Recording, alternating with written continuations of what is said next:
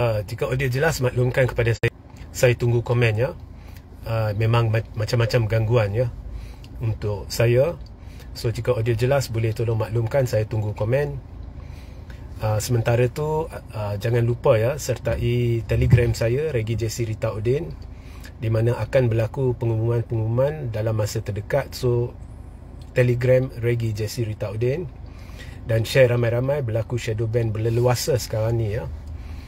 So jika audio jelas, boleh tolong maklumkan, saya tunggu komen. Dan sementara menunggu komen ni, dari masa ke semasa saya membuat live berupa akademik. Maknanya ia tidak ada kaitan secara langsung dengan isu politik semasa.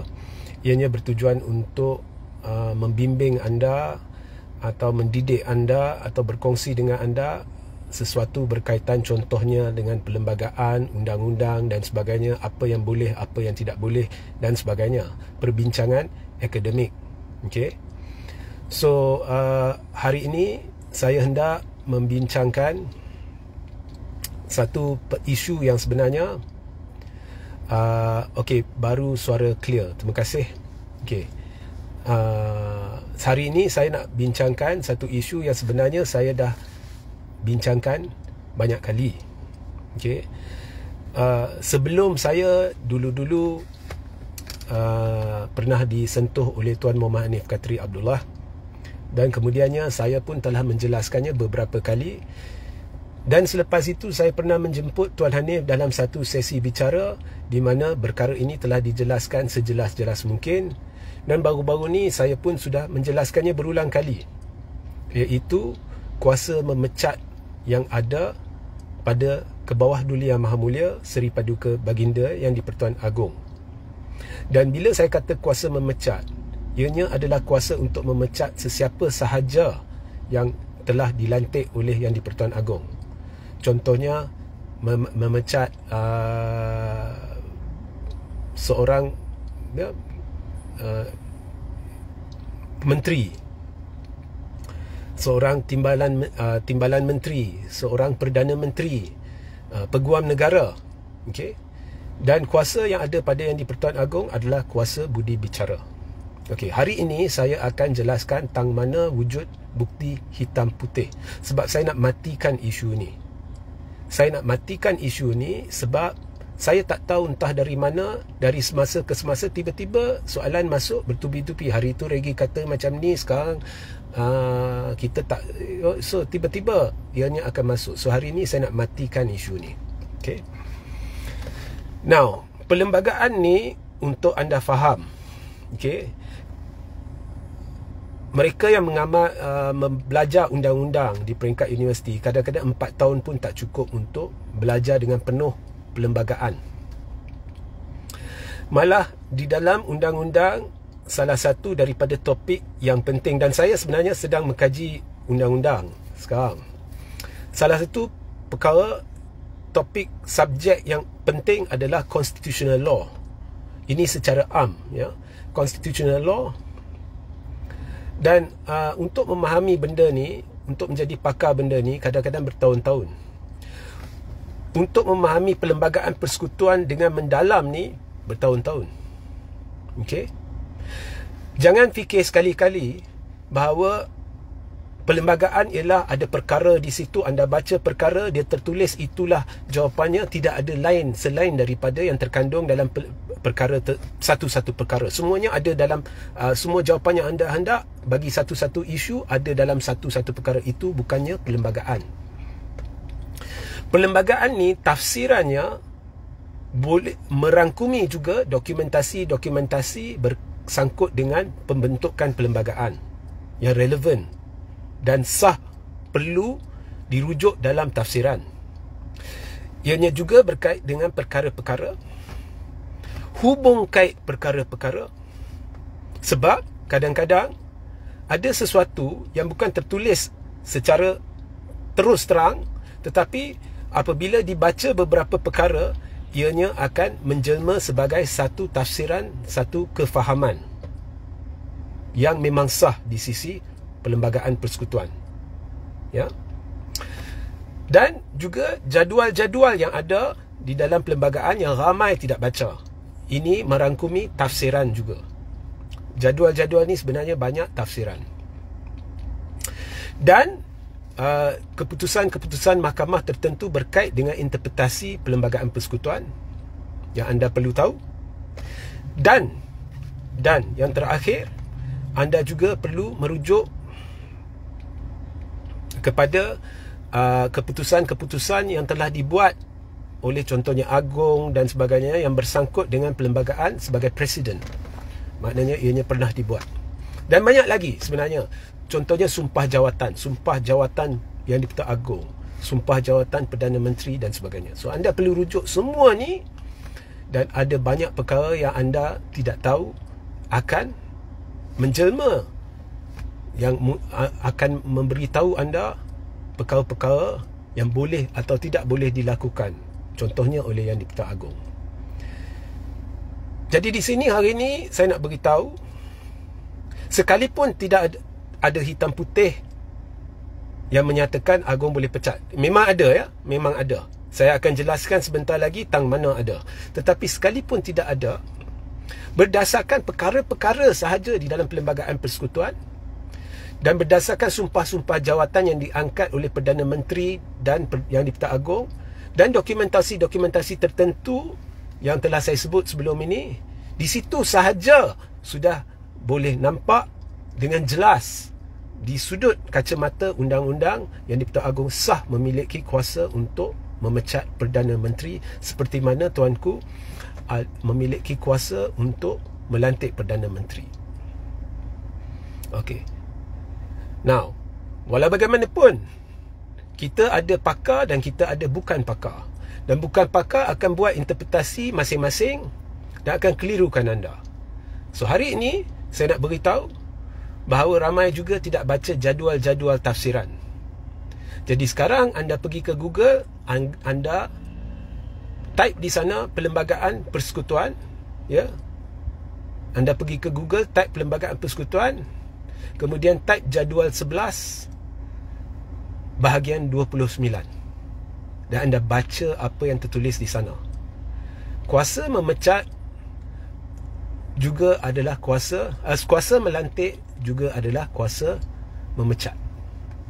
Jadual 11 bahagian 29. Okey? Itu untuk matikan isu ni.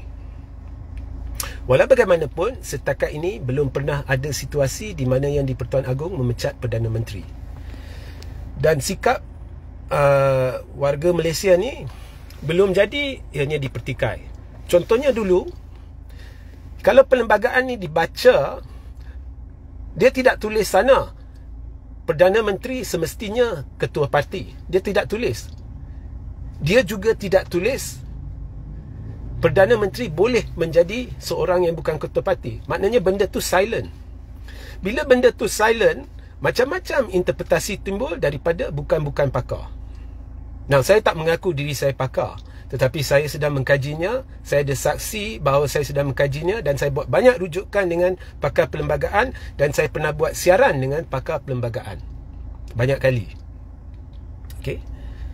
So bila benda tu silent, bukan pakar akan buat interpretasi masing-masing dan kelirukan anda. Okay. Sebenarnya kita dah jelaskan dulu-dulu, perlembagaan ni dia buta parti dalam babak pelantikan Perdana Menteri. Dia buta parti. Perlembagaan hanya mengiktiraf ahli parlimen, ahli Dewan Rakyat. Jadi Perdana Menteri dilantik di kalangan ahli Dewan Rakyat, dan YDPA tak perlu rujuk parti sebenarnya. Tak perlu rujuk parti. So benda ni tak tertulis dalam perlembagaan persekutuan, tapi itu tidak semestinya, ianya tidak boleh anda cerap daripada apa yang terkandung dalam perlembagaan. Kalau anda baca perkara-perkara berkaitan, jadual-jadual berkaitan, ianya memang jelas yang di Pertuan Agong tidak perlu rujuk pada parti. Dia hanya rujuk pada ahli-ahli parlimen. Ya? Urusan lantik Perdana Menteri dan sebagainya berkait dengan ahli-ahli parlimen dan YDPA, bukan ketua-ketua parti. Walaupun dulu lazimnya Barisan Nasional dia menang. Jadi bila dia menang, kita tahulah semua MP dia dapat kerusi majoriti. Jadi bila Barisan Nasional dapat kerusi majoriti, Agong fahamlah, anggaplah semua MP ni sepakat dengan ketua gabungan. Jadi ketua gabungan dengan sendiri akan pergi calonkan bahawa semua MP setuju dia jadi Perdana Menteri. So itu kelaziman. Tetapi itu bukannya termaktub dalam perlembagaan. Jadi perlembagaan silent dalam benda tu. Tapi jika anda baca perkara-perkara berkaitan dengan isu pelantikan Perdana Menteri, anda akan lihat ianya buta parti. Ianya antara ahli parlimen dengan YDPA. Disebabkan benda belum pernah terjadi keadaan di mana YDPA melantik seorang yang bukan ketua parti sebagai Perdana Menteri, maka orang kata, oh, benda ni tak boleh dibuat. Tak boleh dibuat. Jadi mereka buat tafsiran sendiri. Oh, maknanya sebenarnya faham, ianya kita boleh faham menerusi perlembagaan. Entah mana mereka boleh faham, aku tak tahulah. Kita boleh faham, kita boleh lihat bahawa sebenarnya perlembagaan macam ni, macam tu, semua mengarut. Perlembagaan ni dia tak rujuk pada ketua parti.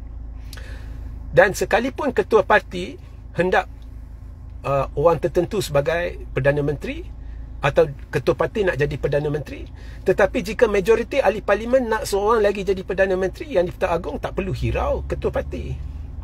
So semua orang tak percaya bahawa ketua parti, orang selain daripada ketua parti boleh jadi Perdana Menteri, sehinggalah benda tu terjadi. Iaitu bila Ismail Sabri dilantik sebagai Perdana Menteri. Baru pada ketika itu orang mula sedar bahawa perlembagaan persekutuan ni hanya melibatkan persetujuan majoriti ahli parlimen yang mahukan seseorang jadi Perdana Menteri, dan itu tidak semestinya ketua parti, dan yang YDPA boleh saja melantik orang tu, tak perlu dengar ketua parti.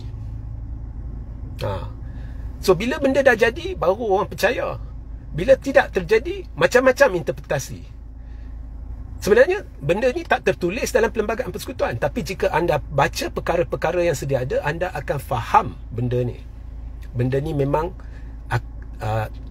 akan menjadi terang lagi bersuluh kepada anda, walaupun tidak bertulis bahawasanya YDPA tidak perlu rujuk, tidak perlu lantik ketua parti, atau YDPA perlu lantik ketua parti. Benda ni silent. Sama juga kuasa budi bicara mutlak yang di Pertuan Agong untuk memutuskan siapa dia hendak jadi Perdana Menteri. Siapa yang tuanku percaya mungkin dapat sokongan majoriti. Sebelum benda terjadi, semua orang kata kalau ada bukti, YDPA wajib ikut. Dia tak boleh nak menidakkan. Tak boleh nak kata tidak. Kalau ada bukti semua orang sokong Muhyiddin lah YDPA perlu lantik. Ingat tak dulu? Orang akan kata. Tapi sebenarnya bila anda kaji perlembagaan persekutuan, tak tertulis mana-mana bagaimana YDPA bagaimana nak tentukan seorang PM itu ada sokongan majoriti. Tak tertulis. Tetapi yang tertulis adalah YDPA pada hemat Seri Paduka Baginda yakin orang tu mungkin dapat sokongan majoriti. So sebenarnya ada kuasa mutlak kepada YDPA di situ. Ada kuasa mutlak. Tapi orang takkan percaya. Bila benda tu tak tertulis, orang akan buat interpretasi sendiri. Bila tak tertulis bahawa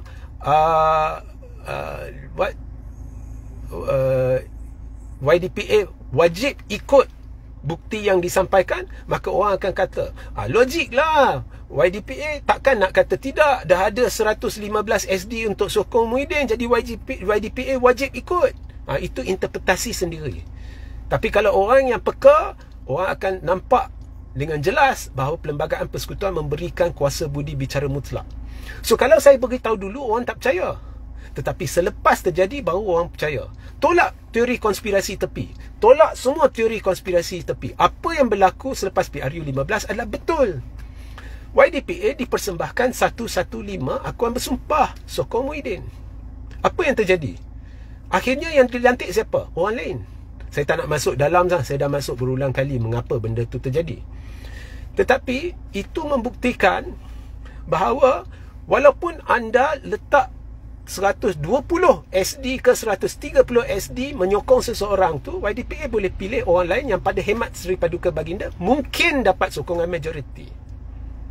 Sebab perlembagaan tidak tentukan bagaimana anda hendak buktikan kepada YDPA orang tu ada majoriti. Jadi YDPA ada kuasa budi bicara mutlak dalam hal itu, bagaimana tuanku hendak yakinkan diri sendiri bahawa orang ini ada ke tidak sokongan majoriti atau mungkin dapat sokongan majoriti.